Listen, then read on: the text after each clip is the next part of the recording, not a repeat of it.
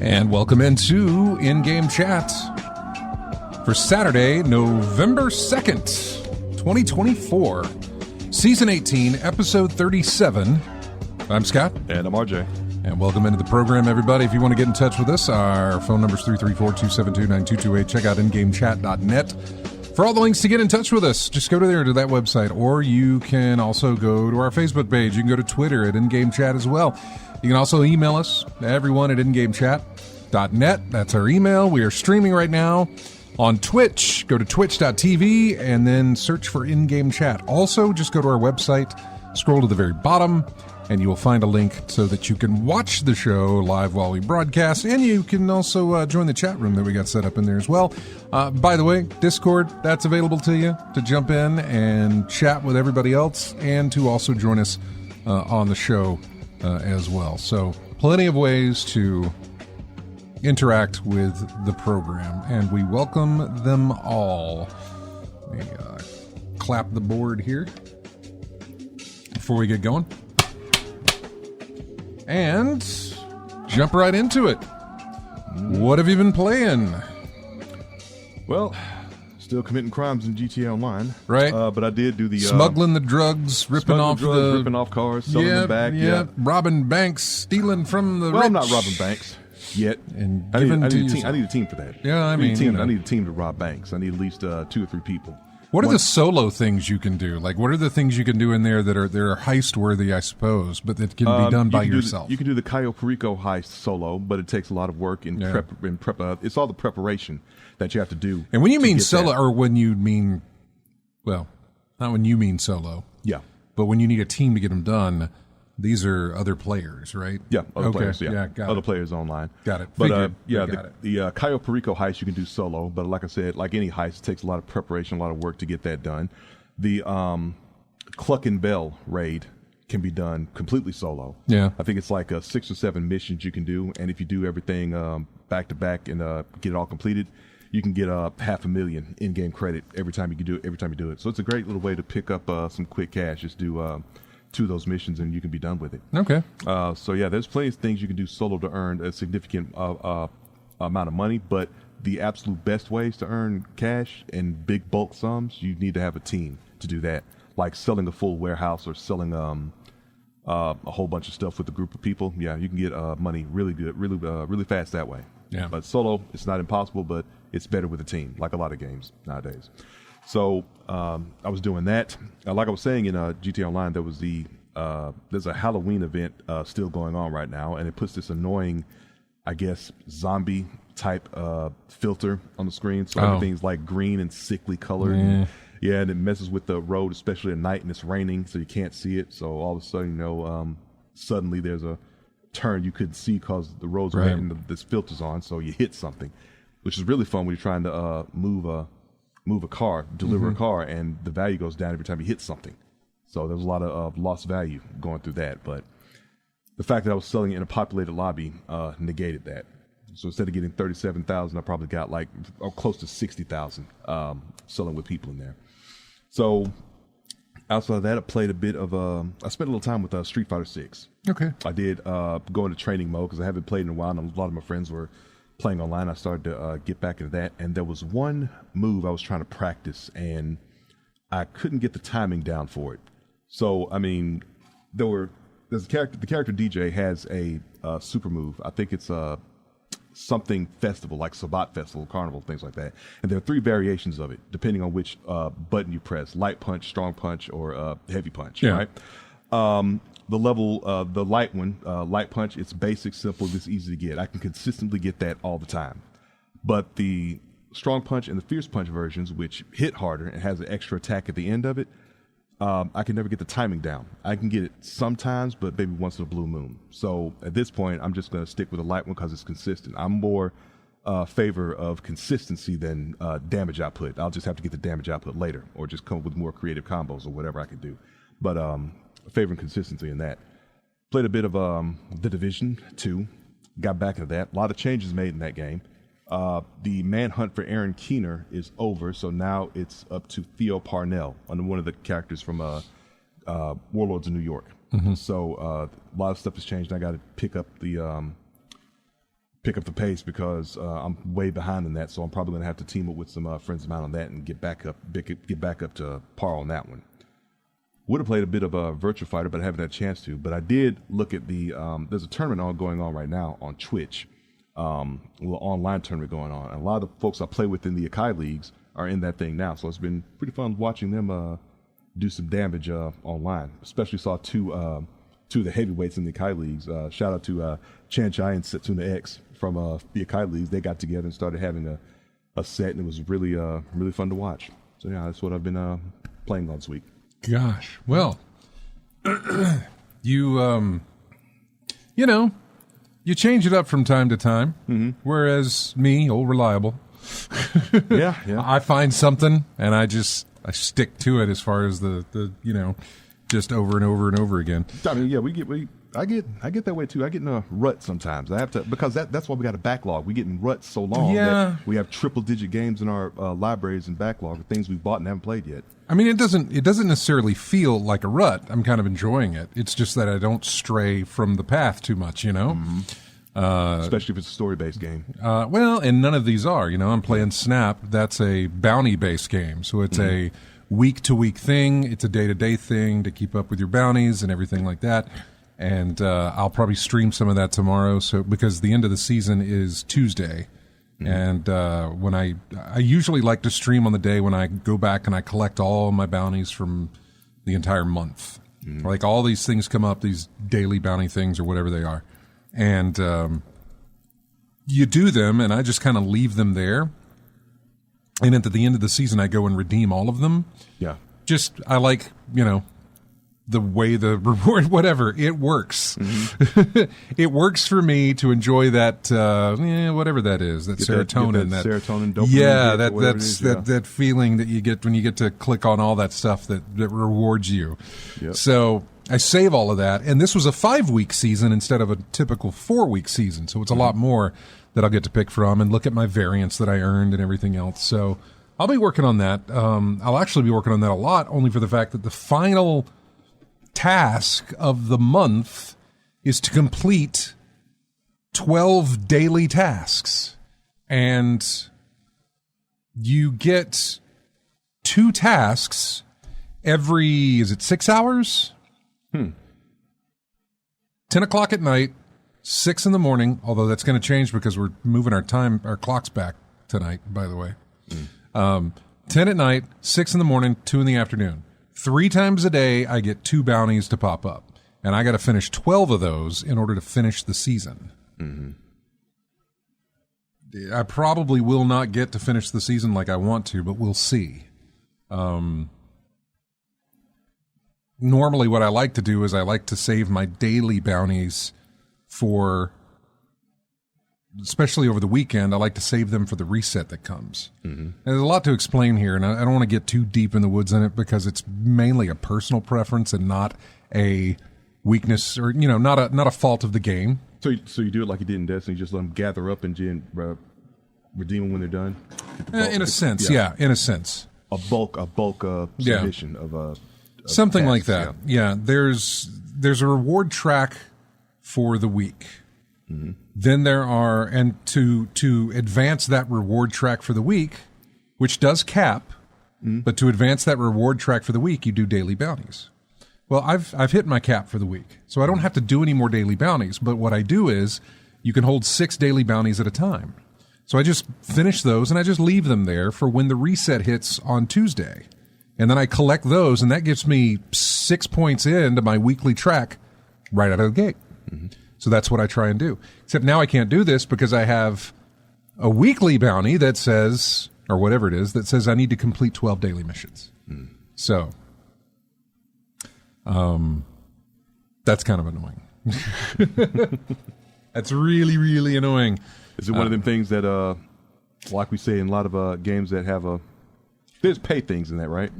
In that game, I mean, there's paid things. It's just basically variants and things like that you're buying. And then there's tokens and stuff like that. But mainly my point is on this is that normally at the end of the week or at the end of a season, I'm able to collect all of my bounties when they're done. I'm not going to be able to do that this time. Yeah. Because I have to finish 12 of those, and I only get 6 a day. So tomorrow, when I would normally be collecting all of my rewards, there'll be that little lingering, just sitting there waiting for me to finish another bounty. Although I can pay for bounties. I don't mean pay like my money, pay for in-game currency. You know what I'm saying? Yeah. So there's a possibility, depending on how many I am lacking, that I might throw some gold, which I've got in the game. Yeah, that's what I was getting at. Something that that is deliberately made tedious, so that you will consider using. Normally they don't do that. Process. Normally we get that bounty. And let me see if we've already gotten that. I'm going to look at it here to see if they did that twice. Win a location, play ongoing, play 5, win a location. Play 500, gain, win all 3, play 6, win matches. Complete daily missions. Back on week 3, they had 12 complete daily missions. And now here we are at the end of week 5, complete daily missions. And that's annoying. So, we'll see. Maybe I can knock it out. Maybe I can make it happen. I'm trying to remember what the benefits were for dailies, and because there are dailies and weekly missions in Grand Theft Auto Online, but there are things that I hardly ever do or even want to do. Yeah. So I think there's some maybe 50,000 or 100,000 bonus, but if I just sell 2 stolen cars or do some mission or whatever like that, I can get that fine. There's no real. Normally you won't hear me complaining about this. This is just my OCD kicking in because I can't finish everything at one time like I normally do. I have to wait now. Yeah. I don't like that. That's me. That's just, like I said, that is my own personal preference. That's why I'm not really making a big deal out of it. Because it's just my own, personal preference of how I like to do that. Anyway, so Snap has been playing that either on PC or on my phone. And I've been going through Burnout Paradise Remastered on PC. All I have left to do now are the road rage events and the race events. I finished all my stunt runs. I finished all my marked mans. I do still have the burning lap, the timed lap. Yeah. Except I have to unlock more cars in order to have access to those. There's spots, I can see spots on the map where it's like, that's a specific car and that specific car, but I don't own those cars yet to be able to run them. They will unlock as I complete more events. And right now I'm thinking around 20 or 25 events to go. And they're all race and road rage. I specifically did that because I have more fun with race and road rage than I do any of the other events. Marked Man is not fun. Stunt Run is not fun for me because you're not competing against. You are in Marked Man. You are competing against, but it's just. It feels like you against the world type thing. It is. It's you against 4 other people who are not trying to win the race. They're just trying to eliminate you. Yeah. And that's it. Whereas in a race, we're all, trying to get to whatever, and that's fun. Road rage is just exactly what it is. Nobody's trying to take you out. Nobody's trying to get to a finish line. You're just trying to knock out cars within a time limit. And that's fun to do.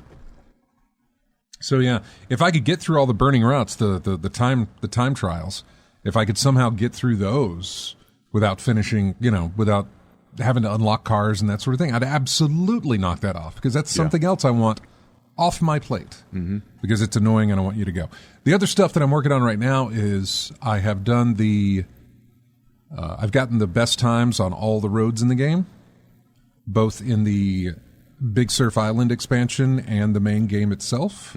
So that's 64 roads and then, I don't know, another 15 or 20, no, not even 15 or 20. I think it's It's more like 8 or something on Big Surf Island. There's not that many roads on Big Surf Island. So I did time trials on all of those, got those done, and now I'm going and doing the Showtime thing, which is the crash mode sort of. Yeah.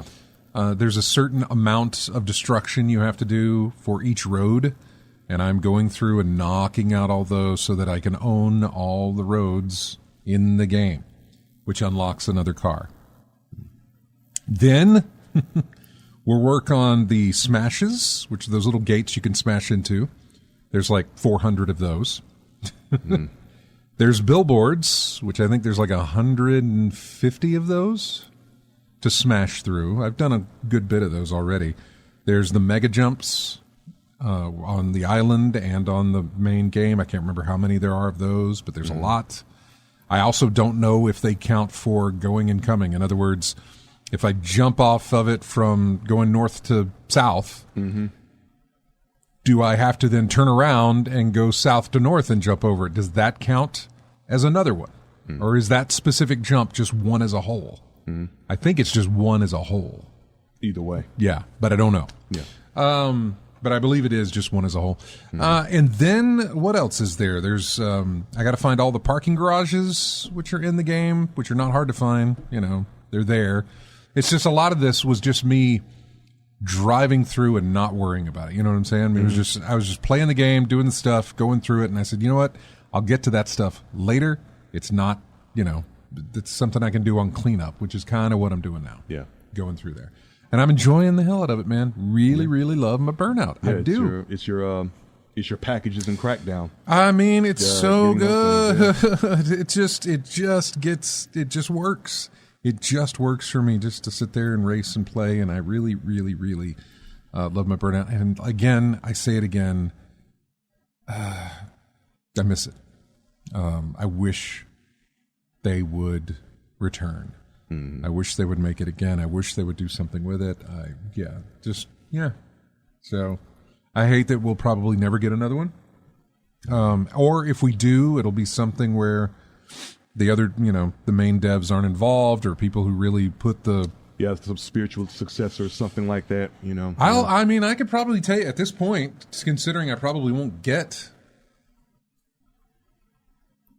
another game in the series, I would take a spiritual successor if it's done right. I absolutely would. And some people would say, well, here's your spiritual successor and stuff. And I guess, I don't know of any games out there that are like that. There is one that had, somebody showed off, I don't know if I was in the subreddit for Burnout, or where I was, but there is some kind of game, and I don't remember the name of it. And the reason I don't remember is because it is not a paid to win, but it's really heavily monetized. Yeah. So I looked at it, I watched trailers for it, and I said, yeah, okay, I see that, because it had some big jumps, it had takedowns, it had a takedown camera, for when you take somebody down. So, the sense of speed was good, but the more I read on reviews, when I was on Steam's page and read more on the reviews, it was talking about the monetization that there is in the game. First off, it's free to play, but there's heavy monetization. Yeah. It wasn't recreation, was it? No. That game is not released yet. Okay. That game is something that THQ had announced 1 year, and then about a year or so later, they showed off some more footage from the game. And I think it has now been over a year since we've gotten anything new from them or heard anything new from them. That's Alex Ward. That's Three Fields Entertainment, who broke off from Criterion. They didn't break off. They didn't work for Criterion. They formed their own studio. Yeah, went and did their own thing, yeah. And they made Dangerous Golf, and then they did Dangerous Driving, and then they did... Or was it Danger Zone, maybe? I can't remember. They did a couple of different things trying to kind of bring back the Burnout. And I've played Dangerous Golf, and I want to say the other one is Danger Zone, which was all just nothing but crash modes. Yeah. And I want to say I played that. I never did play the actual driving course game that they came up with. And I think they did a sequel to it as well. And then they were working on something else, and that's when THQ bought them or hired them out and said, hey, whatever you're going to make for our company. And that's what Recreation was supposed to be. But I haven't heard anything about it. Yeah. Don't know. Yeah, Dangerous Golf, Lethal VR, Danger Zone 2, Dangerous Driving, Recreation. Okay, Dangerous Driving was the other one, yeah. Mm-hmm. Danger Zone 2 is the one I never played. Yeah. And then they did Dangerous Driving. So, yeah, I never got around to playing it. I don't even think I own it. I'd have to go and check and see. I might, but I never did. I never did get into it and play it. Yeah. So, but yeah, working on that. And the other thing that I played, and I tried to stream it last week, but I did a whole review write-up on it, was pinball. And I posted it on our website. You can see the video review of it, but you can also read my thoughts on the Camp Bloodbrook table from Pinball Zen Studios. Pinball M is the name of the thing, or Pinball Effects. It's in both. Yeah. As best I can tell, and I played this on last Sunday, and then I wrote a review. As best I can tell, it feels like they were going to pitch this table to the Friday the 13th folks. Mm-hmm. Say, look, here's our table for this. You guys like it, whatever. And it just fell through. They passed something where it's like they didn't get the license.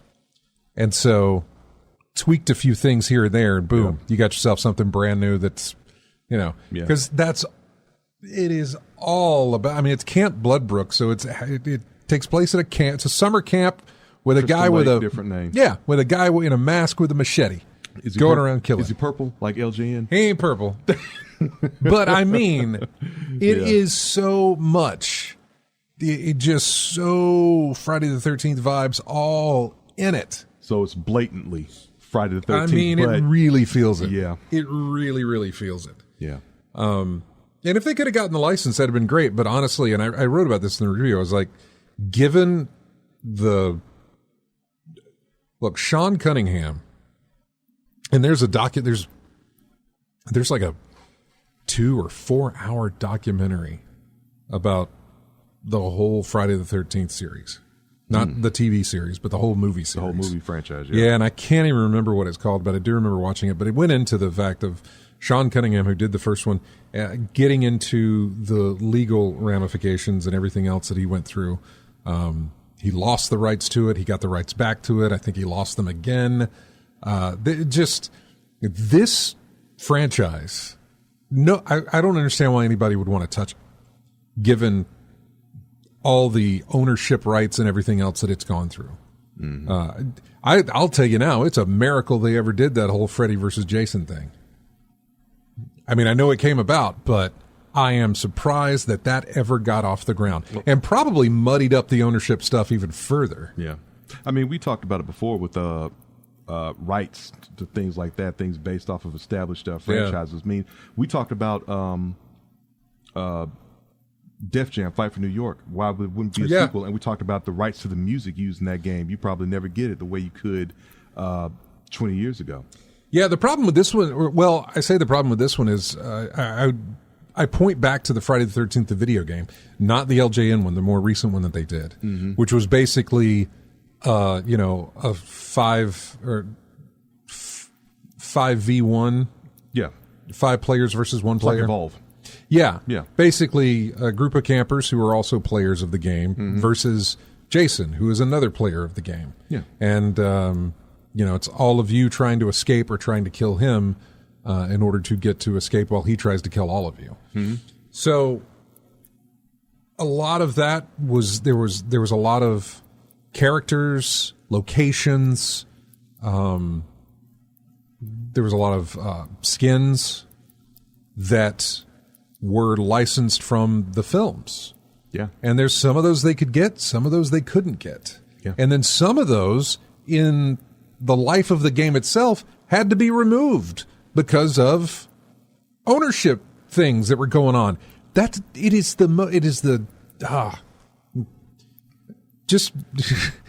a reason when the Friday the 13th collection goes on sale every Friday the 13th or Halloween, that it ain't all the movies. Yeah. You can get all the Halloween films You can't, with the exception of maybe the most recent 3 that came out. But you can pretty much get all the Halloween films. You can get all the Nightmare Before Elm Street films as well, or Nightmare on Elm Street films. A lot of those old slasher films, Hellraisers, things like that. You can get a lot of those in the bundles. You can get almost every single film, I believe. Yeah. Maybe 1, maybe 2 are missing. Friday the 13th, you get like the first 8. Yeah. You don't get anything after that. It's just muddied up in licensing rights. Is there even the essential Friday the 13th collection? No, nothing like that.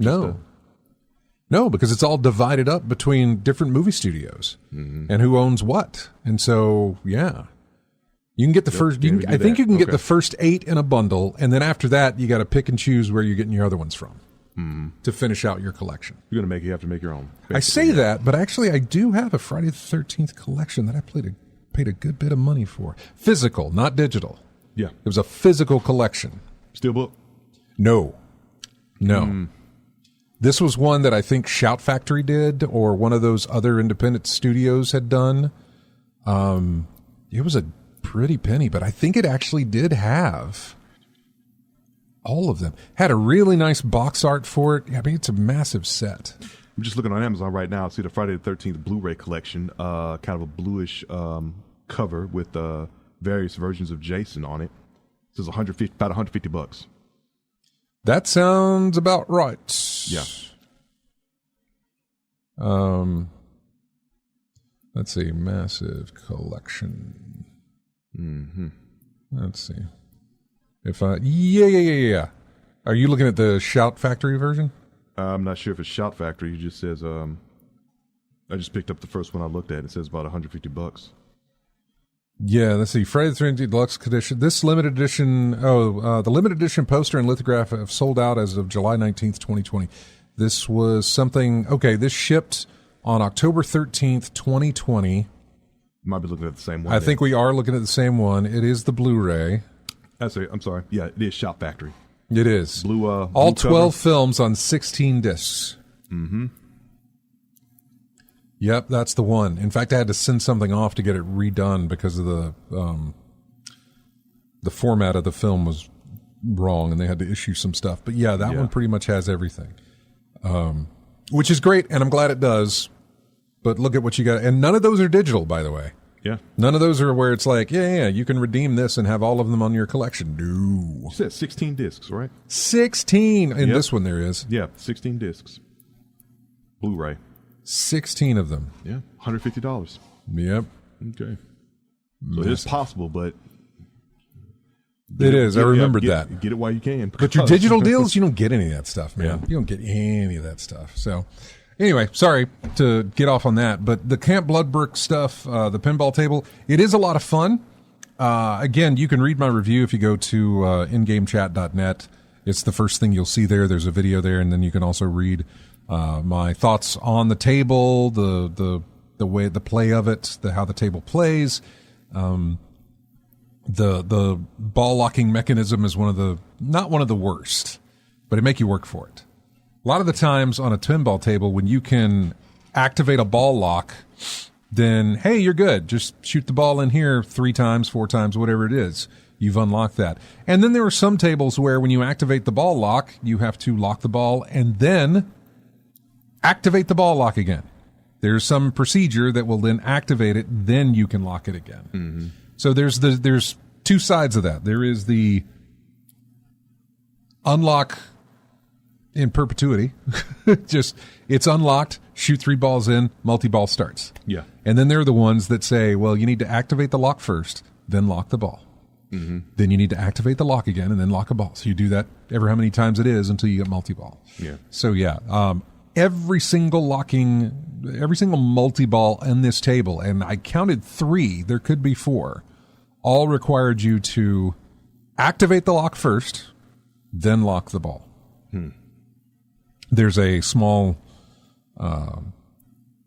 area of the table that I call them dead ends. It's where the ball goes and it has no outlet. It just has to come back the way it went in. And there's a little area there where the ball can go into, and you have to shoot the ball twice in there That activates the ball lock. Shoot it a third time, ball's locked. Then shoot the ball twice in there again to get the ball to lock, and then another one. That's number 2. You have to do that 3 times. And then there's a bunch of other things. If you can spell the word cabin by lighting up things, that unlocks the ball lock for the cabin multi-ball. You got to do that over and over and over again. And if you somehow activate a mission, which can be easy to do because it just requires the ball to go in a certain area, if you activate a mission and you're involved in a mission, that does not count towards you activating a ball lock. You're in mission mode, which means the multi-ball stuff does not, anything you do does not count towards that. It puts it on standby. It does. And you don't lose progress when the mission's over, do you? Huh? You don't lose any progress on that stuff when the mission's over, right? I don't know. It was hard to tell. I don't think you do. Okay. Like if you don't complete a mission, or even if you do complete a mission, I think everything reverts back to the way it was prior to the mission. Your points don't or anything like that. I mean, all that continues, but you don't advance that. So if I activate the ball lock in that dead lane that I mentioned, but then I start a mission, the ball lock's not there until I'm done with the mission. Which, can suck because you can lose a ball on a mission. Yeah. And then that's ball 3 or ball 2 or whatever the case may be. Yeah, you got to start over again. So it sucks. It sucks.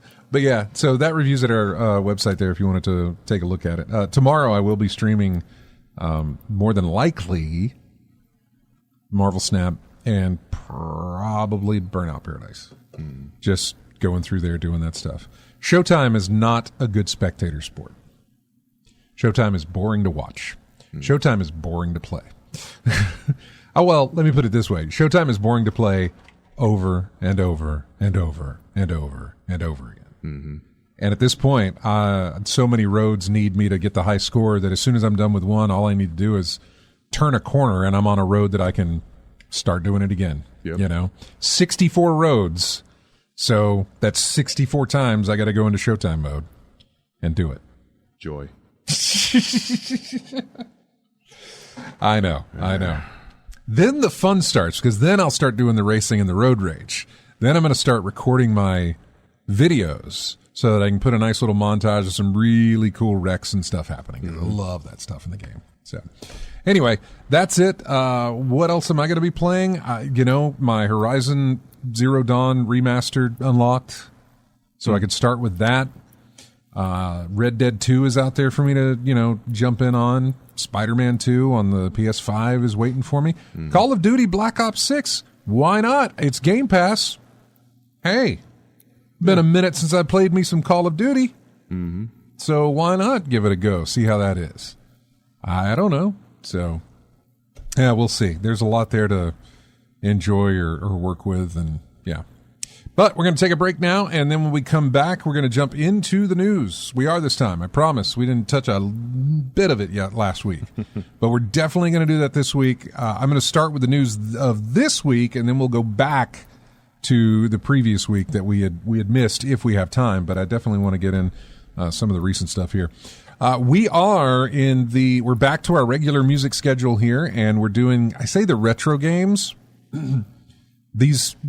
Most of these would be considered. By the way, in doing this and picking the older games, I realized, and our conversations, I realized that on one of these, won't be next week, might be the week after, I'm going to do nothing but LJN soundtracks. Just music from the LJN games. We got music from 2 LJN games in this one. And they're the same song. One for the Genesis, one for the SNES. Same song, same game. Different sounding completely. So you'll get that coming up in this group. However, for this one, in honor of Red Dead Redemption being on PC, I thought I'd go back and get a track from Red Dead Redemption, the first game. This track is called Horseplay. We'll be back with more of In-Game Chat right after this.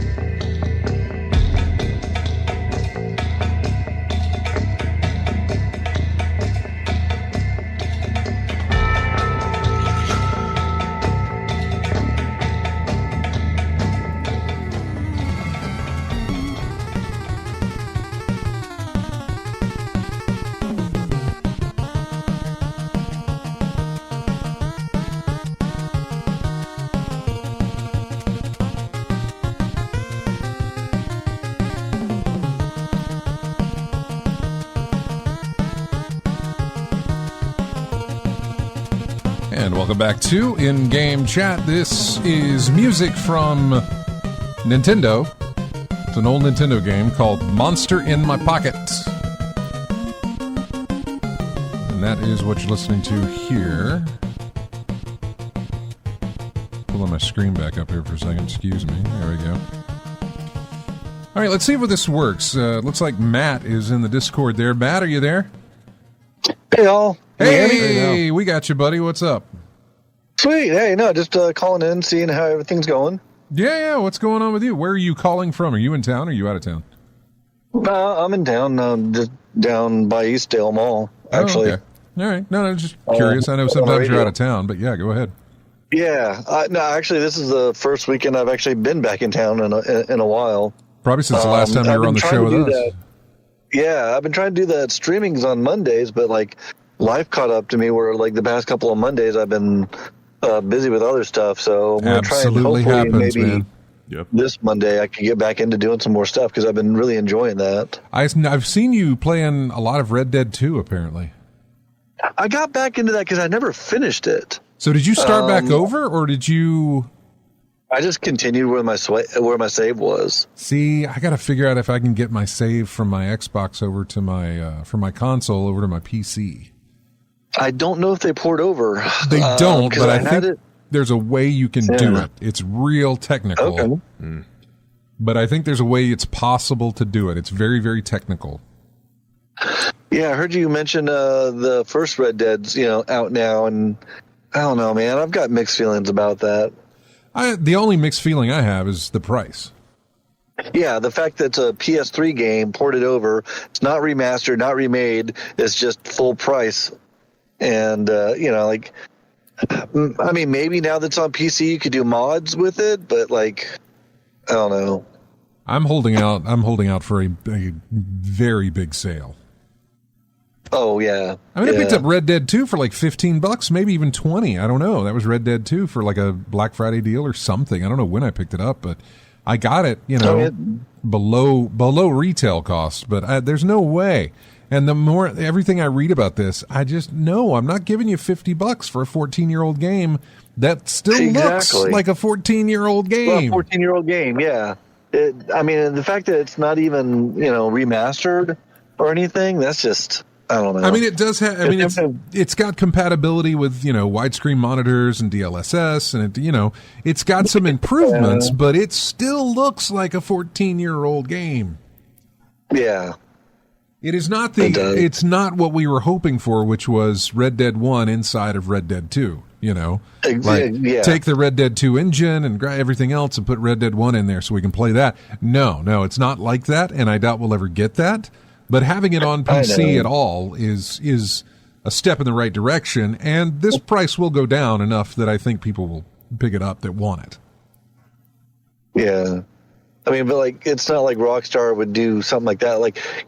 I would love to have GTA 3 or Vice City or whatever, in GTA 5's engine.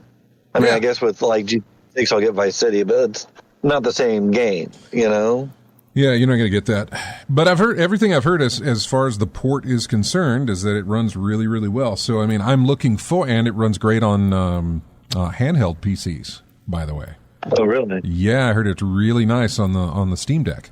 So, that's just something I'll pick up when it's further down the line. Do what? Undead Nightmare was a lot of fun. Yeah. I played more Red Dead 2 than I ever played of Red Dead 1. I played a lot of Red Dead 1. I just didn't take it very far. Red Dead 2 on console actually got a lot further than I ever expected, which is kind of why I don't want to start over on the PC. I would love to be able to pick up where I left off. I might be able to find a save at that particular point. But the problem with that is I've made choices and decisions and other things in the game that I kind of want to stick with me and not grab somebody else's save and go through that. But I don't know. We'll see. If I can give it long enough, I might just start over because it's there's no point. I know when I stopped playing, I was on chapter 2, so I didn't get that far. Story-wise, I didn't get that far, but game-wise, I had a lot of hours in because I just wandered around. Same thing. I had not even made it to Act 2 of the game, but I had put in God knows how many hours of the game, just because that's all you get to do. You just go around looking at stuff and getting sidetracked and doing all these different things. So yeah, main story was just kind of challenges. Yeah, just not messing with it. Yeah. So like, yeah, the challenge that I'm on right now, like if anyone's done Red Dead 2, the Gambling 8 challenge is just the worst challenge in all of the game. You have to do a blackjack table, but you have to hit 3 times and still win.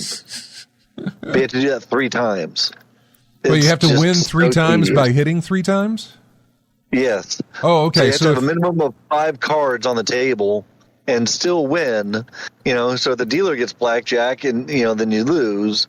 But, like, it is so tedious because you have to get low cards and just hope for the best. Do you have to do it in a row? No, it doesn't have to be in a row. It could just be 3 times. So. Okay. But yeah, it's so bad. I've been enjoying that. I've been listening to this another show, and they've been talking about Sea of Thieves. Yeah. And that's one that I played a little bit of, and I've always been curious about. You, me, James, Jeremy, I think we all tried to play Sea of Thieves together. A long time ago, but I've heard it's made a lot of improvements since then.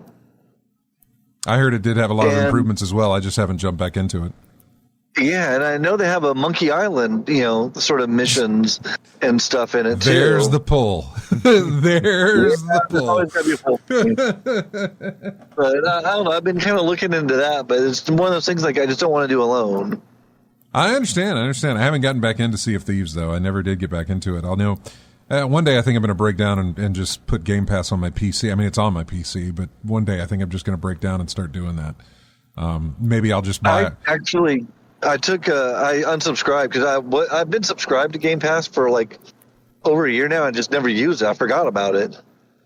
So until I'm ready to get back into it, I'm just like, I'll just cancel that. And it's a good deal. I mean, obviously not for you if you hadn't played anything on it, but there's some really good games on there as far as games you normally wouldn't get to play.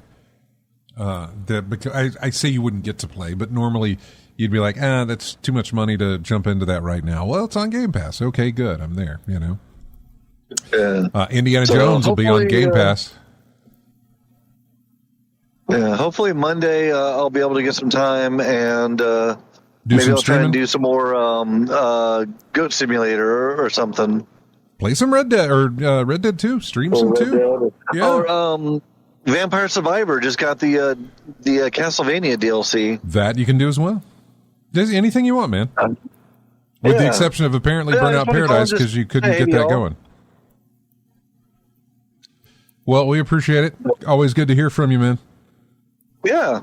All right. Have a good show. All right. Take care. Thanks, Tom. See you next time. Bye-bye. He tried to stream Burnout Paradise at one point, and he couldn't even get Burnout Paradise running, which apparently is a big thing. Burnout Paradise Remastered, it's got mixed reviews. It's not very well reviewed on Steam, and the problem with that is because of the thing crashing when people try to run it. For whatever reason, it's working for me, and I feel blessed. Because of in a sea of people saying this thing does not run, it keeps crashing on me, it does this. In a sea of seeing Matt have that absolutely happen to him, trying to get on there, I feel very lucky that it works for me. Or you're not running a program that someone else is or something. I have no idea why it works for me and it doesn't for them. I have no clue. Sounds like something in the background is interfering with it some kind of way. I don't know. Well, that many people having those issues? I don't know. Yeah. I don't know. There's a lot of people. I mean, if you look at the Steam reviews, there's a lot of people saying it just crashes on them. They can't get it to run. Someone's malware defender, something like that. No idea. Yeah. No idea at all. Hey, let's jump into some news while we got some time left in this hour because we've got plenty to go, plenty of news to do. Some of the quick things. The guy who created Papers, Please, I'm trying to remember his name, Lucas Pope. He did Papers, Please and Return of the Obra Dinn. He released a free game on Halloween called Moida Mansion. Moida? Moida. M-O-I-D-A. Oh, the accent. I guess. Moida. Moida man, it's a lot of Moida in this mansion here. Mm-hmm. He designed the Moida Mansion, the style of an LCD handheld game, and it's got the look of an old Tiger Electronics game. You can find it's absolutely free, by the way, but you can find it on. Just look it up, Moida Mansion, Moida Mansion. You'll be able to find it and play that if you want to. Still got one of those tiger toys somewhere around either in my apartment. I think or my mine was house. like Batman or something. Yeah. Where if you held it in the light, you could see all the different positions Batman could be in on the screen because that's just what's going to light up. Yeah. With him like throwing the batarang or whatever else. It just oh man, Nostalgia. I say nostalgia, but then I look at that and I was like, boy, this passed for amazing entertainment back in its day. Yeah. This is all you had. Yeah. It's all you had. Let's see. What else do we have that I can cover real quick? Oh, yeah. The PlayStation Plus monthly lineup. Why don't we do that? Let's see what we're getting. PS5 Plus subscribers on the premium, extra, and essential tiers. Or is this the entire month? What is that one? Okay, it is Hot Wheels Unleashed 2 Turbocharged, Ghostwire Tokyo, and what was the other one? Death Note Killer Within. Okay. I don't know anything about that. I mean, I know Death Note. It's an Yeah, I know anime, Death Note, but yeah. I don't know what Killer Within is. Maybe I should look that out. As they say, the standout here is surely Death Note Killer Within, which Bandai Namco only announced today. This was back on... What day was this posted? October 30th. So, Wednesday. It is described as the first ever social deduction game based on the legendary anime series. It's got crossplay support and will see up to 10 players face a choice between life and death. Split into 2 teams, players must uncover each other's identities to eliminate L or seize the Death Note from Kira. Kira and L are equally matched, each hiding their true identity while battling for control over the game, engaged in a game of wits, either as Kira or his follower, or L and the investigators, as both sides vie for the hidden Death Note, leading to a thrilling showdown of truth and deception until one team prevails. Okay. That's neat. I need to jump on my, turn on my PlayStation 5 and download those games. Mm-hmm. That's the other problem.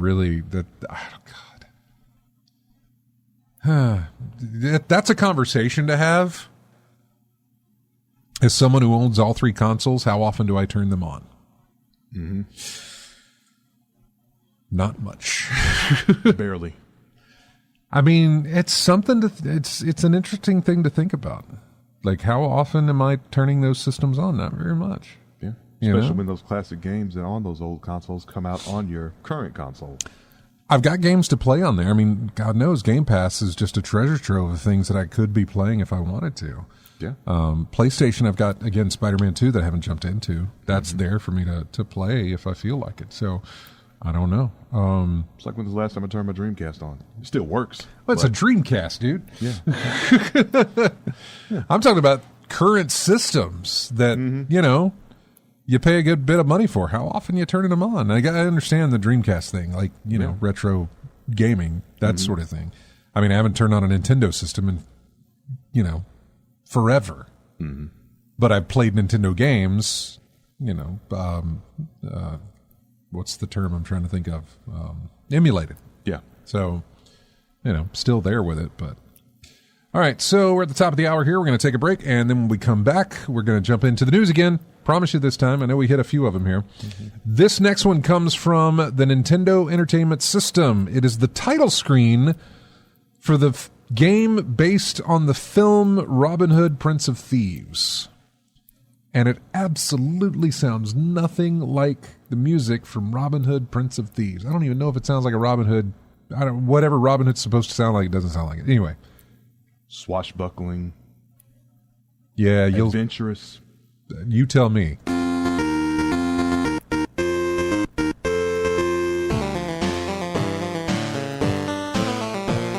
Robin Hood didn't have techno.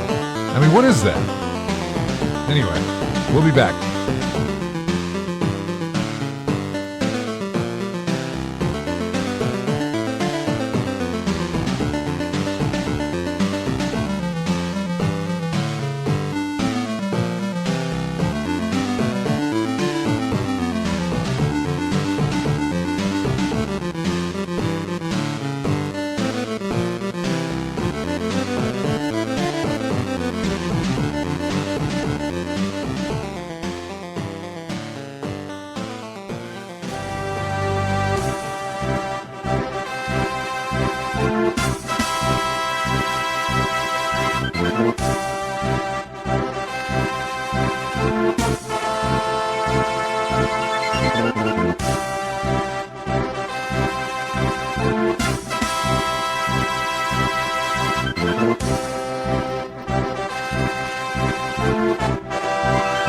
Welcome back into In-Game Chat. This sounds more Robin Hood, doesn't it?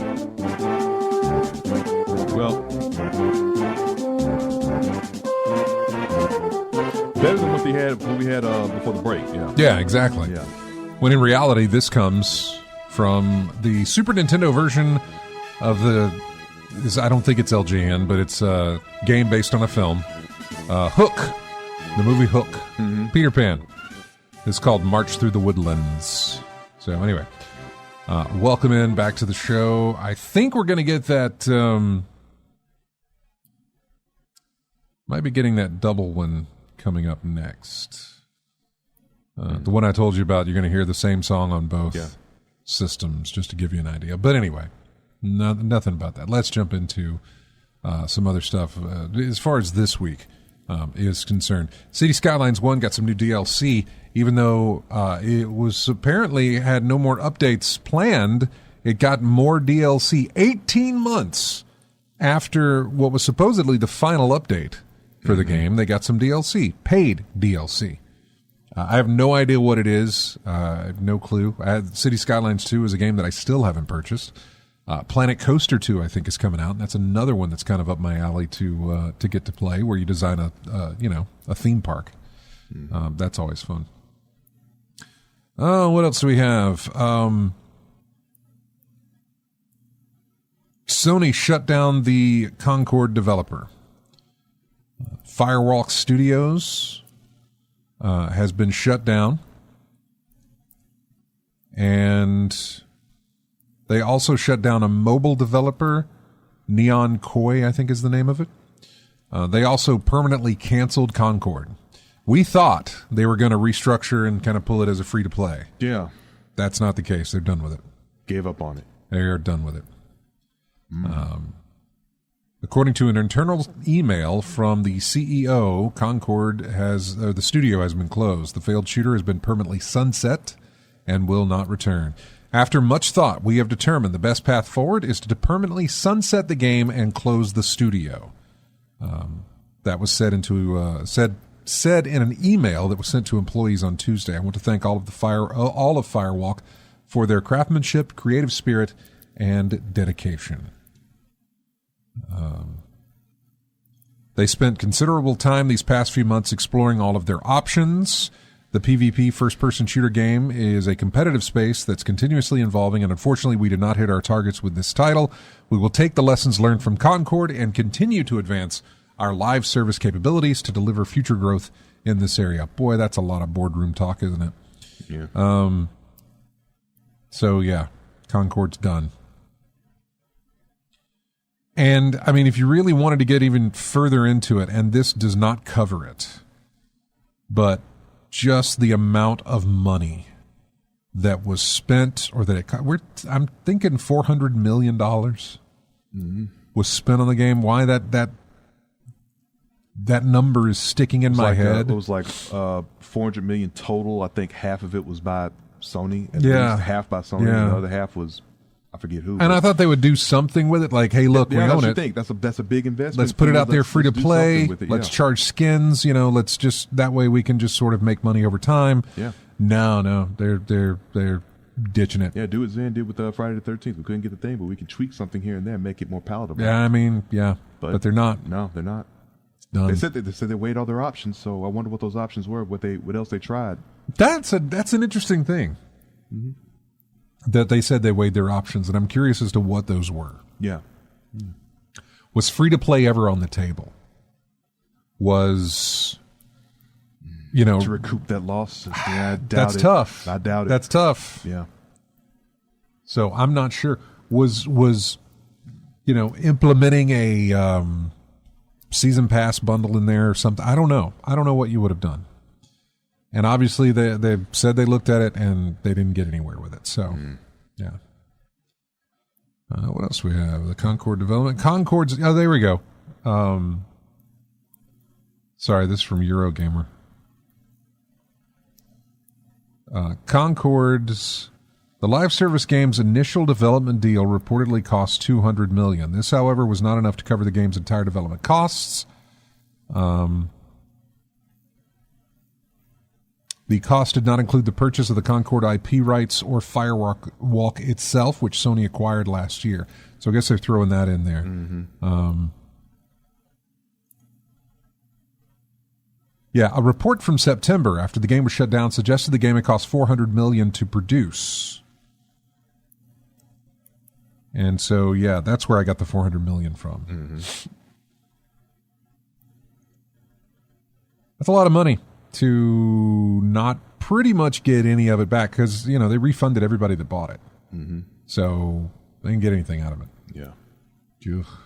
So big loss all around. I guess, but, you know, it is. Financially, it's a big loss. Yeah, yeah. But for gamers, it feels like nothing of value was lost.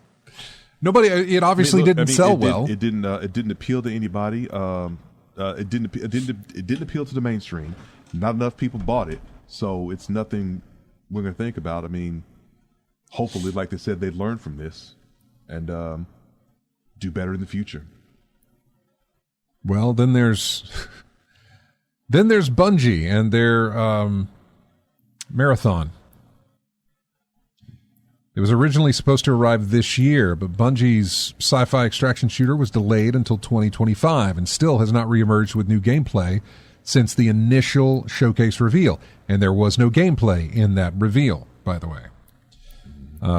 But they do have a new development update from the project's game director. It details what fans can expect from the reboot, but there's very little information about a game that's expected to arrive in just a year. They talk about the core mechanics and the game loop the players will hopefully be diving into sometime in the not-too-distant future. The core gameplay revolves around customizing characters called runners that players take into matches, collecting loot and fending off rivals in order to escape alive, lest they lose everything they earned during the outing. If you played Escape from Tarkov or Hunt Showdown, you probably already know the drill. It's a game that's not for everybody, but if you're interested in having sort of that tense survival experience and having a game where the stakes really matter and you're challenged to survive in a really, really harsh and interesting world, then Marathon is right up your alley. That does not sound like it is right up my alley. I'm not a fan of that kind of game. I suppose in a team-based sort of sense, maybe, yeah. Mm-hmm. But solo, no. I'm really not good at those. The losing games. all your loot part really sticks to you. I don't. I mean, I get that's the risk reward thing they're going for with it. Mm-hmm. I like games that implement that as a mode. You know, The Division had something like that. There was a mode in The Division where, and I can't remember what it's called,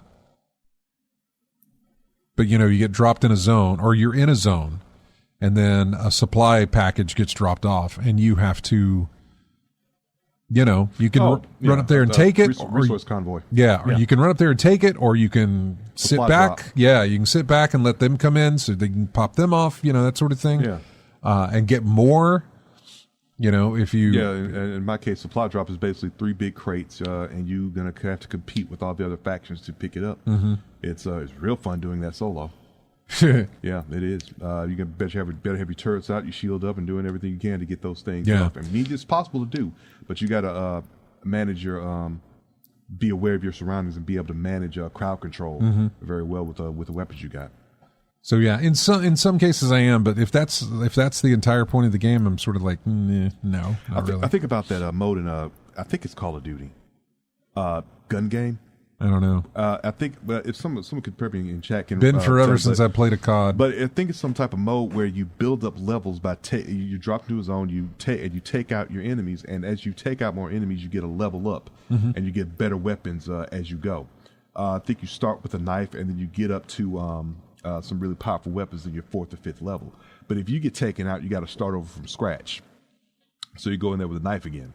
But I remember streams of this game being played, and the loss of all those levels every time they got killed. I mean, people really got ticked off. Oh yeah, I'm sure. I'm talking some prime choice quality rage moments being put out on the internet for the world to see. So yeah, I was thinking something like that for a game like this. Yeah, there's those moments. I remember, I think it was, Splinter Cell. Mm-hmm.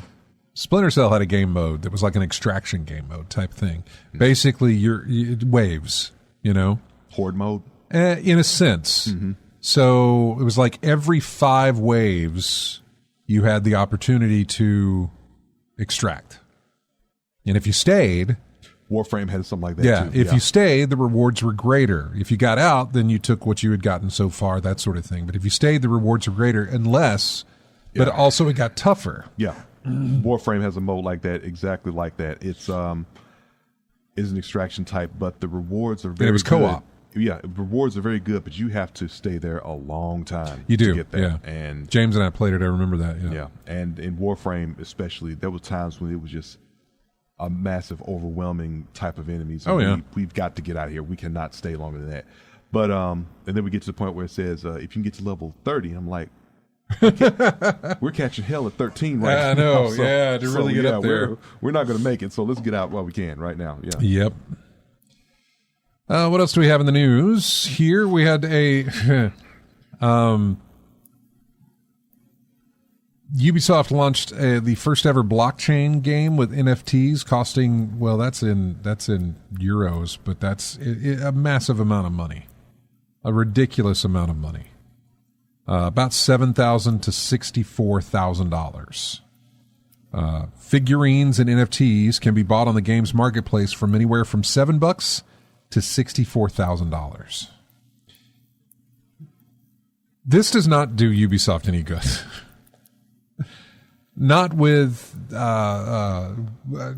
consumer trust or consumer goodwill, I suppose. Mm-hmm.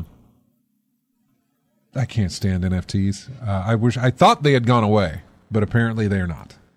And Ubisoft intends to continue to use them. I guess someone's making profit off of it, so yeah, it's going to stick around until the profit stops. Hey, Steam now requires developers to let you know when their games have kernel mode anti-cheat. Destiny is one of those games, by the way, just to let you know. This is...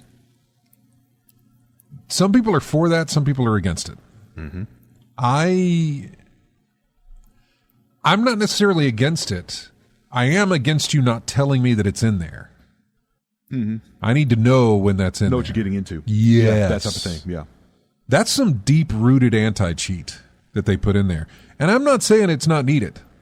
Obviously, if they're going to get down in there, then that's because the cheaters have gotten down in there. You know what I'm saying? Yeah. So the cheaters have done their part to not get detected, and even through this, there's a way to get around it, or at least there probably is. I've not actually looked into it because I don't cheat. Bungie. But Destiny does have that, which again goes back to my, you guys should easily know what you detected for me as far as, getting banned. I think we said the bot did. No physical human I know, but they won't tell me. And they will not tell me. Because they can't tell you. They don't know. The bot won't tell them. So, but yeah. Yeah. So what is it's the issue of you appreciate what it does, but not how it does it? It just because it can read kernel level. I mean, is like deep rooted into your system, and it's checking. I mean, it's checking all kinds of different things, and you could be running software that is not a cheating software type of thing in any way, but because of what it might be doing with your computer or with you on somebody else's computer, something like that, which is what I figured was the case, then it's going to pop back and say, hey, he's logged into somebody else's machine. Yeah. If that's the case. I really don't know because they didn't tell me. Yeah. If they had told me, I might have a better understanding of what it was and why it was and to tell you more about how this works. They didn't tell me what it is. So... some people are for it because, it's really good to stop cheaters. Some people are against it because it's sort of like, you're getting too far into my system that I would rather you not be in. Yeah. The potential for and it's not it's going on in there is there. Yeah. It's not about a privacy protection as far as hey, I got files you don't need to look at type stuff. No. It's nothing like that. It's just, it's a lot the same way Game Pass works. Mm-hmm. It sort of gets into your system and it just leaves things in there. And I would rather that not be the case. Yeah, that was the thing you couldn't get out of your system. You saw it, you discovered it, but you couldn't get rid of it. And when you put stuff like that deep-rooted into my system, it can cause all sorts of problems. Mm-hmm. When you add devices or when you're adding new components to your machine or something like that, it's unlikely, but there's always risk. Yeah. And it's just one of those different things. Anyway, Steam is now going to say, we've heard from more and more developers recently they're looking for the right way to share anti-cheat information about their game with players. At the same time, players have been requesting more transparency around the anti-cheat services used in games, as well as the existence of any additional software that will be installed within the game. So now they're going to list that on the game's store page, whether it has, kernel anti-cheats. So... Mm-hmm. That is going to be, so we'll see. I'm looking at more of this article here. But yeah. As we noted earlier this year, kernel mode anti-cheat isn't going anywhere, but at least now you'll know when it's around. So yeah, just stay out of my system. Please. I'd like you to do that as well, Game Pass. I would be more apt to using you if you didn't do all that stuff. So, let's see what else we got. Dragon Age, the Veilguard, came out this week. And it's doing quite well. It topped the charts and beat out the concurrents for Star Wars Jedi Survivor, the other game from EA. At the time of publication, Dragon Age, the Veilguard's peak was about 70,414 concurrents, putting it just outside the top 10 most played games on the platform with mostly positive reviews. It sits one spot ahead of Baldur's Gate 3. EA previous high watermark, Jedi Survivor, which managed an all-time peak of 67,855. Well, Veilguard has 70,414. The CEO of EA predicted success for Dragon Age during Tuesday's earnings call, saying that BioWare had returned to its strengths and that it would be benefit from limited competition thanks to Ubisoft's decision to delay Assassin's Creed Shadows. That we should be talking about Assassin's Creed releasing right now, but we're not, because that has been pushed back as well. In fact, I think didn't we say we're probably done with some releases here? Other than Indiana Jones coming up in December? Yeah. We're going to have a gap. Yeah. So yeah. Which, by the way, a lot of websites, a lot of publications got a chance to spend about 3 or 4 hours playing Indiana Jones. A lot of positive reviews. And I say reviews, previews, because they need to play the whole thing. Some positive stuff there. And some negative stuff. Some people saying that it plays more like a fancy stealth game. And in some of the stuff I watched, it's basically, it's a lot of stealth. Because you're not good against guns. And they have a lot of guns. So you have to be sneaky about it. You have to take out people silently. Or not cause alarm, or be able to hide. And it's in first person, which makes it a little bit strange. But apparently it plays really, really well in that regard. So. I remember, I'm trying to think of watching the films, and I think the sneaking and stealth was part of it. Part of it a lot, but it wasn't something I really focused on. I was more focused on the history, the action adventure, and the interaction of folks like that. The stealth part was not really. Well, apparently it's a mix between it's a lot of puzzles, and there's not a lot of hand-to-hand combat, or I say hand-to-hand combat. There's not a lot of fighting because of the fact that there's guns. Yes, if you're face-to-face with somebody else and they have a gun, you have a good shot at getting out of that, no problem. But if you're in an area and you pick up like a machine gun to take somebody out, that's just going to alert the entire people to come towards you. And you're not going to be a match with all those guns going off. So it's one of those things where it benefits you to play stealthily, to not cause that issue, which is fine. I don't mind stealth games. Sniper Elite has stealth in it. Splinter Cell has stealth in it, but I don't mind that necessarily. But we'll see. Still got a while until. I guess it's the character is what I'm thinking of. I would think it'd be a little more action oriented. I guess you could play that way, but this is a preview, so we don't know for sure. But no, we don't. The best way I can relate it is Batman. Mm-hmm. The Batman games, or at least the first one. I expect stealth in that. Yeah. The Batman games were like, you don't last long when somebody has a gun in that game, unless you can disarm them, get that gun out of there, and disarm the gun or break the gun or whatever the case may be. Yeah, because guns were bad in that game. If you had people with guns, they were your prime target to get rid of that first. Yeah, and then and then go hand to hand with everybody else, because a gun will rip through you. And I think it's kind of the same way in this one. Find the gun first. You can disarm somebody with the whip or with a kick or whatever. You can throw things at them. Almost anything can be used as a weapon or stealth weapon for you. Not necessarily for them, but for you. You can use almost anything as a weapon.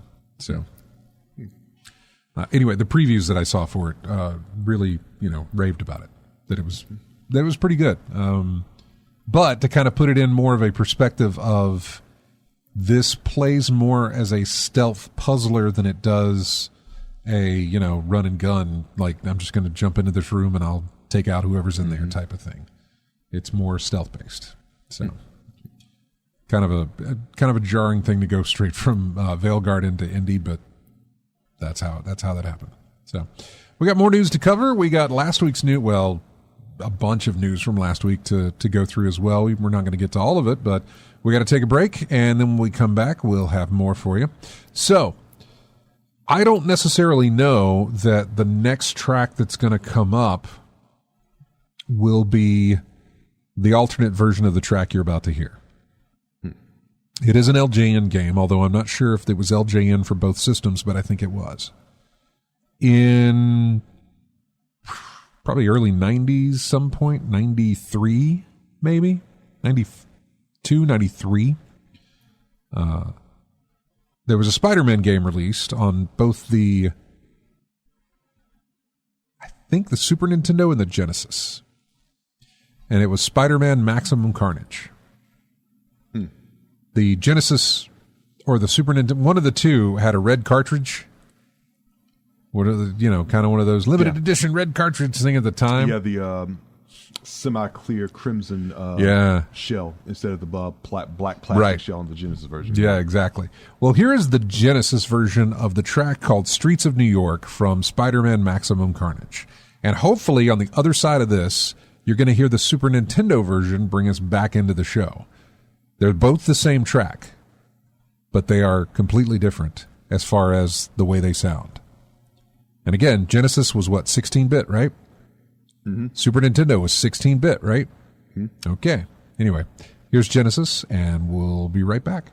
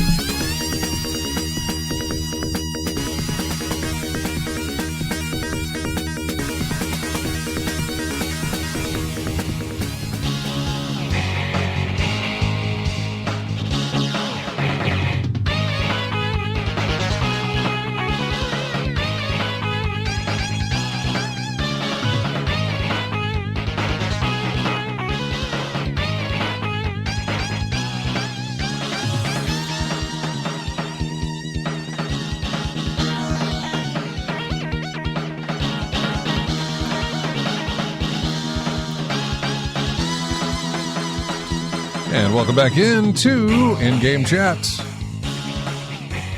And this is music for Maximum Carnage for the SNES. Same track, Streets of New York.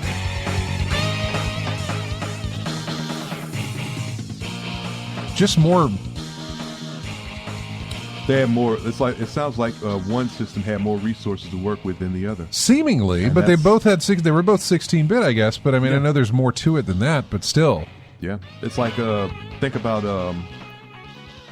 Mortal Kombat. Yeah, the stark difference between I know. Yeah, Genesis and SNES version.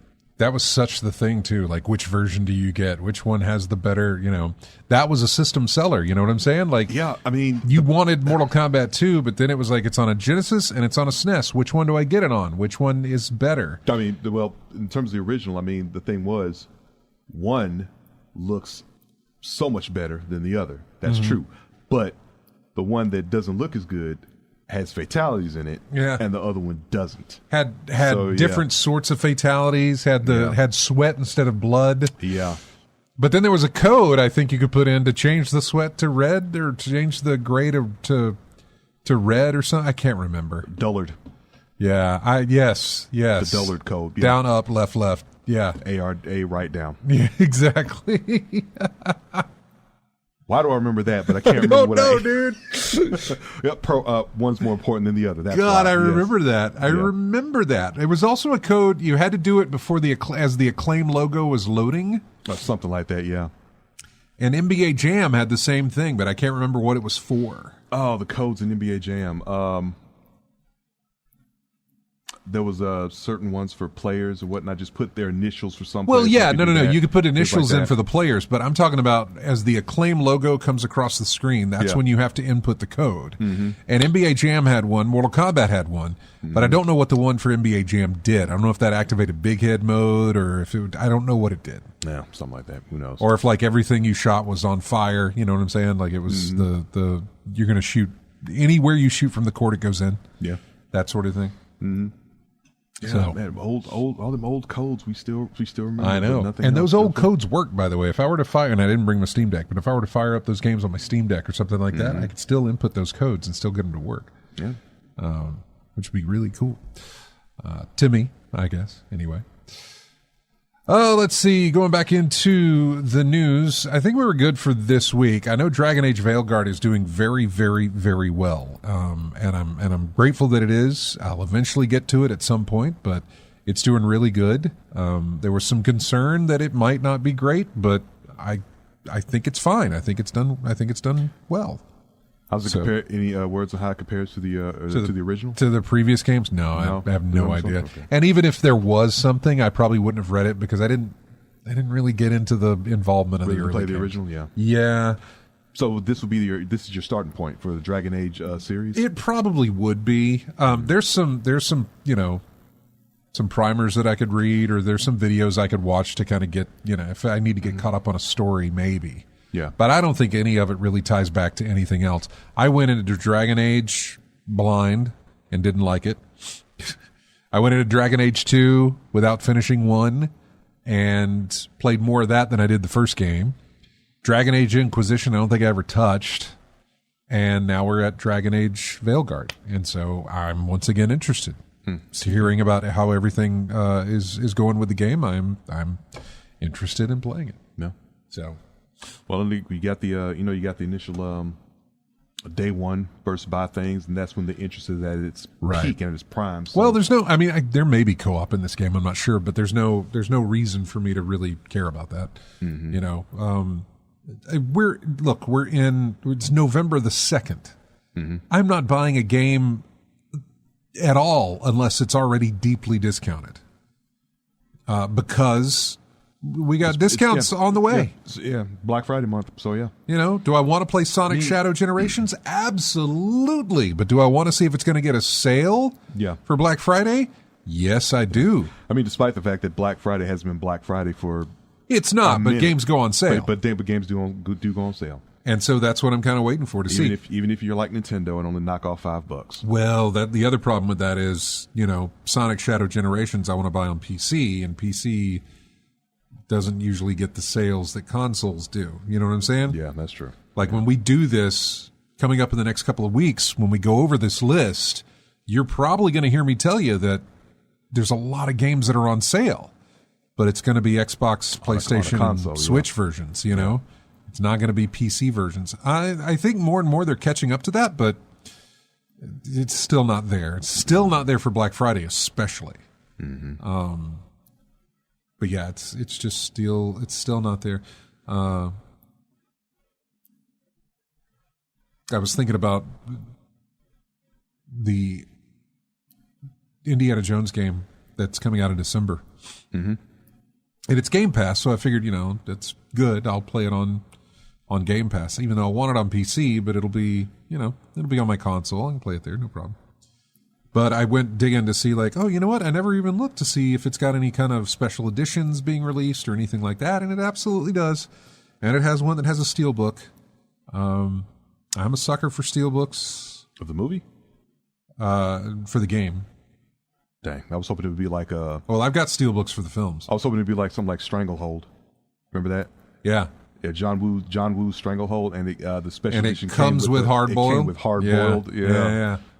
That was the only way I could have seen that movie at the time, was buying John Woo's Stranglehold. Yeah, heard about the film, but I never saw it. But then I saw that opportunity and picked it up.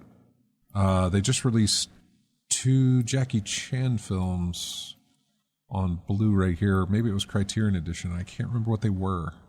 Mm-hmm. They're older films of his. Mm-hmm. Super Cop, maybe, or Super Cop. I can't remember what Super it was called. Cop, Drunken Master. No, it was more modern. It was something to do with police, but I can't remember. I'd have to. Police Story. Police Story. Yes. Yeah, that's it. Mm-hmm. 1 and 2. Okay. Yeah. Nice. Sorry, I was like, I knew what it was. Mm-hmm. So yeah, they just released those. But yeah, it's got a steelbook with it, but the steelbook version comes with a bunch of other junk that I do not want. And it also costs like $165. And I also don't want to do that. So then let it go. I mean, I will. I absolutely will. Plus, if the artwork on the steelbook is what the artwork is, then I don't really have a lot of interest in it. It's very, very basic. Video game steelbooks are very, very basic. That I've come to see, or that I've come to discover.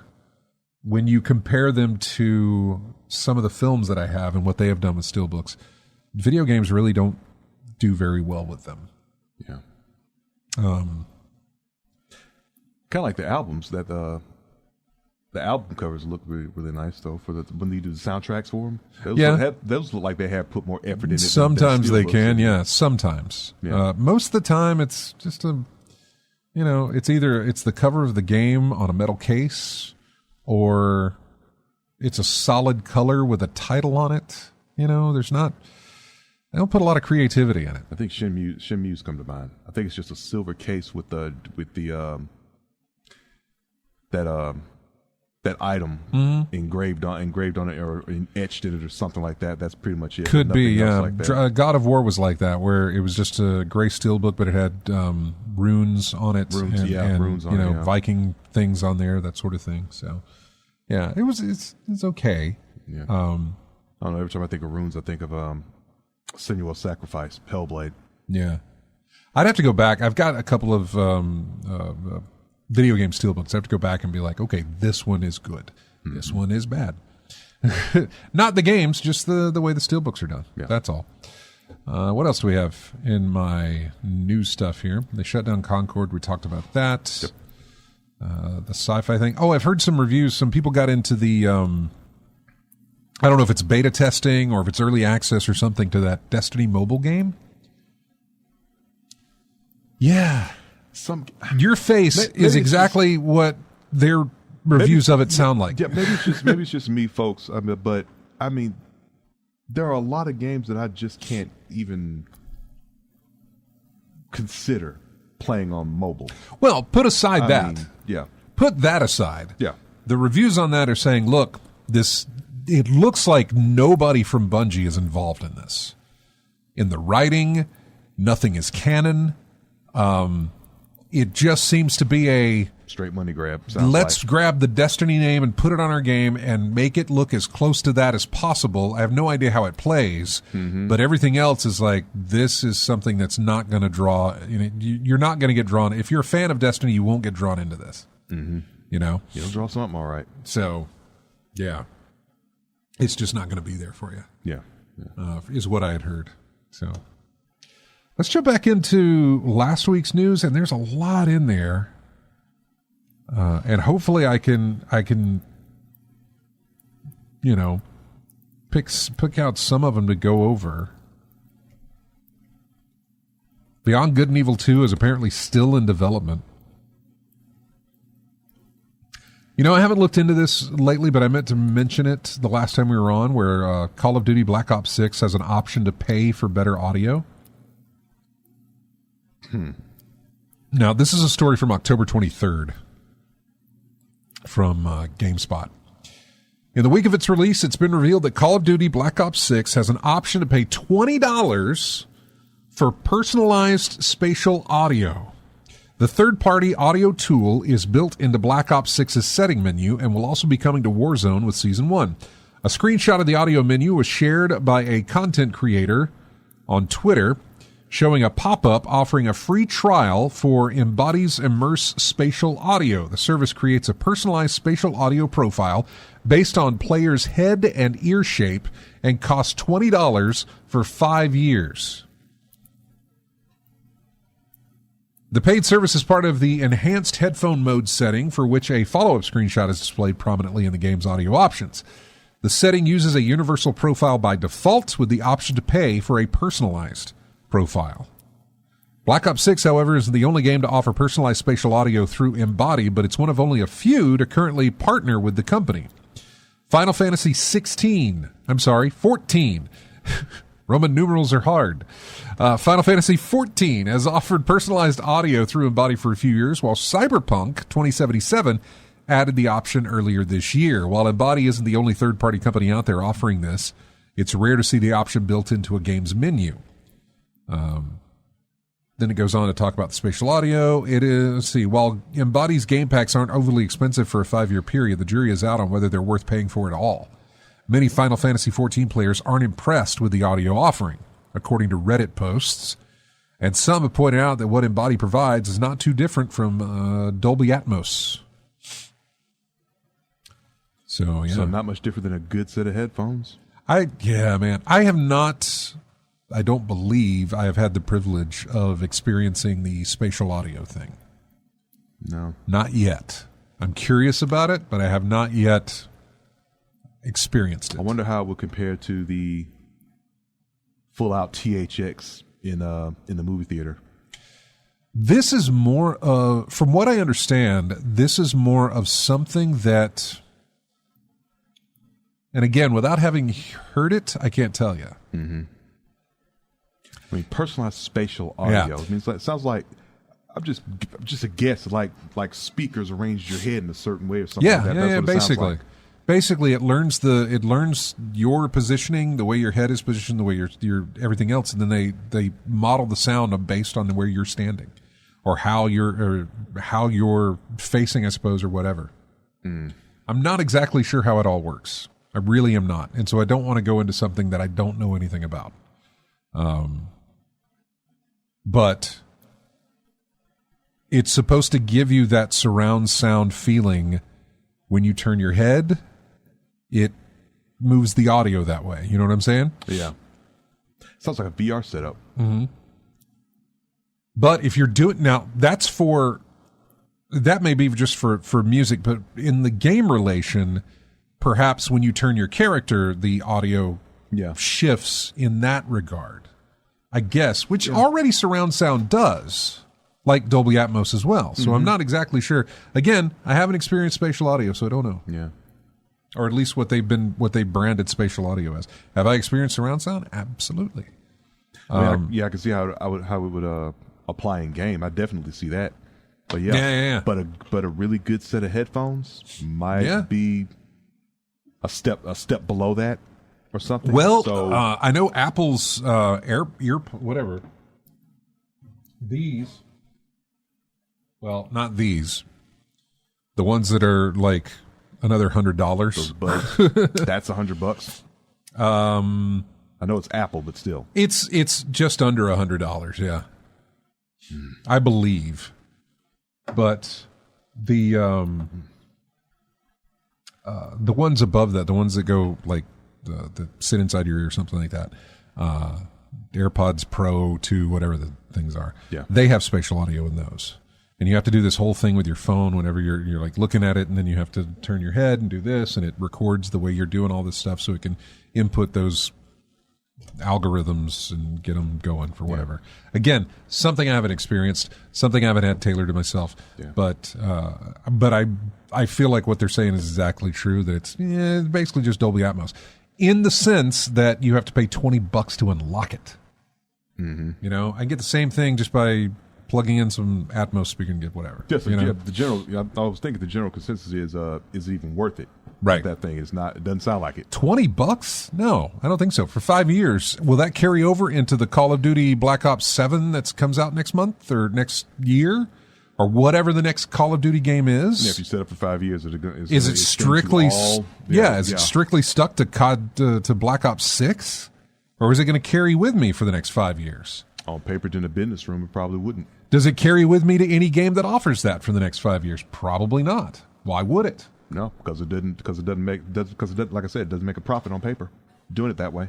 Well, yeah, and then you got to get into the fact that, well, then am I paying the company that's offering this, or am I paying Microsoft? I guess I'm not sure who. Am I paying the game this money, or am I paying that other company this money? Yeah. If I have to go to their site to register my name and then pay them the money to unlock the feature in Call of Duty 6, then I could see it carrying over game to game.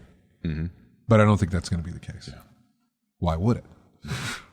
Why would you do that? That sounds too ethical. That sounds too consumer friendly. Why would you do such a thing? That sounds too much like right. Yeah. If it sounds too much like right, it's wrong. For us. Yep. That's a great slogan for companies. If it sounds too much like it's right, then you're doing it wrong. If it sounds wrong, add $5 to it so that we can make more money through it. What we got a release date on Until Dawn's film. I think that comes out in April next year. We should start getting trailers for that, I would think, pretty soon. Who the any word on who the actors are? I don't remember. No, from the game though, right? Other than what's his name? You know that guy. You know, that dude. Peter? No. What's his name? Starts with a P. Or his last name does. Just one of the characters in the movie? Peter Stormare. Okay. Doctor. Doctor. Yeah. Yeah. He's playing that character. Playing the doctor. Yeah. Oh yeah, Dr. Hill. Yeah. He did good. He did good in that role too, I think. Oh, maybe the girl is in that too. Hayden Panettiere? Yeah. Okay. She might be in it as well. Oh, wait a second. I'm sorry. This is not the film. This is talking about the sequel to Until Dawn, not the movie. Sorry. They have teased that there's likely a Until Dawn 2 being worked on, possibly. Yeah. Same situation or different? Same situation, different characters, I'm thinking. I'm not sure. No, I'm just speculating. Both of the teases came from Peter Stormare and from Hayden. So if Hayden is involved, then survivors from the first Until Dawn, I would think so. Crossing over to another incident. Which means that there's a canon ending to that, I would think. Yeah. Right? I would think so. Unless she survives everything. Does she always survive? No, not personal experience. You can lose her character. Okay. Because we know Dr. Hill always survives. Or at least, you know what I mean. Yeah, well. Yeah. But, based on personal experience and the fact that controller said it moved when I didn't. So you can lose her. You can lose her. Everybody can die in this game. By the way, currently on Humble Bundle, if you go to humblebundle.com, there is a supermassive Little Nightmares bundle that will get you Little Nightmares 1, Little Nightmares DLC, Little Nightmares 2, and it will give you the entire Dark Pictures anthology so far. Not Until Dawn and not The Quarry. No, it's but what is it? Man of Medan. Man of Medan. Devil in Me, The Devil in Me, Ashes, House of Ashes, and then one more that I'm forgetting about. You're gonna make me do Fall it, of aren't you? Usher? Huh? Fall of something? No, that's a movie. That was a movie somewhere. Humble Bundle. I'm going there now. Yeah. I'm on it, man. I'm on it. All right, let's go to the bundle for the games. That is the Dark Pictures collection, and you get Devil in Me, House of Ashes, Little Hope, and Man of Medan. That's So it. yeah, just Yeah. for Little Hope was the one we were leaving off. So yeah, $20. You'll get all of that stuff. Nice. $20, you get 7 games for $20. Mm-hmm. I think I own them actually, with the exception of like 2 or 3 of them. I think I own. Yeah, I think I've got all the Dark Pictures stuff. Dark Pictures anthology, I believe. Yeah, I kept. I think I'm in the same boat. They kept catching sales here and there. Yeah, from GameStop and other places like that. So yeah. Okay. Until Dawn hits movies next April 25th of 2025. Let's see. Apparently the production based on a script by Billy Butler. It stars Ella Rubin, Michael Cimino, Ji Young Yu, Odessa Azon, I don't know these people, Maya Mitchell, and Peter Stormare. Stormare. Yeah. Who will be playing Dr. Hill. Just some young folks, right? Huh? Just some young folks. I guess so. Yeah. I don't recognize a single name, and there were no pictures there when I was looking at, so I don't recognize who any of those people are. So yeah. Well, just young or looks it, or just looks the part. Yeah. Something we didn't get into that I still want to get into, and I'm going to save that one for next week, but the Steam Deck not getting a yearly refresh. Valve said, look, we're not doing that. This is not something that we do. They only intend to refresh that system when it's significantly enough to refresh it. In other words, right now the technology isn't there to make a significant jump in the handheld PC gaming market. Mm-hmm. So that's why they're not doing yearly refreshes of the system. So they say, and I kind of believe them on it. They're not doing it because of that. Mm-hmm. They feel like that if you're going to do another system for it, it needs to be a massively improved thing. And you can incrementally improve it, little steps every year, if you want to do that. They do it with cell phones all the time. You take little bitty baby steps, which is why you don't see people, there are people who upgrade every year, but there's a lot of people who don't. They either do it every other year, or they do it every 5, or they just do it, depends on what's out, Yeah. So anyway, that's going to wrap it up for us. We don't have time to get to everything else, obviously, because that's just how it works, right? So thank you, everybody, who joined us in the chat room. Thank you, everybody who's joining us on the air. We really appreciate it. Matt, thank you again. Also, don't forget to join us on, I'm going to stream some tomorrow on this channel, on Twitch and everything. You can join us there. You can also, go to Steam. You can find us on YouTube and iTunes and everything else. So again, just thank you so much. We're going to leave you here with music from Dragon Age 2 that we talked about earlier. I don't know what year this was, early 2000s, I think, when it came out, or mid 2000s, something like 2008 or so. But Dragon Age 2, it's the main theme for that. We will see you next Saturday. Have a good one.